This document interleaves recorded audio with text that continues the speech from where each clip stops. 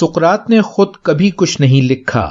ہم جو کچھ بھی اس کے بارے میں جانتے ہیں وہ اس کے شاگردوں جیسے افلاطون اور زینوفن کی تحریروں کی وجہ سے ہے. افلاطون کے مشہور مکالمے کریٹو یا فیڈو میں حقائق اور داستان ترازی دونوں شامل ہیں. گویا وہ تاریخی سچائی کے بجائے حقیقت پر مبنی ایسی کہانی ہے جس میں سقراط ایک عظیم کردار بن کر ابھرتا ہے.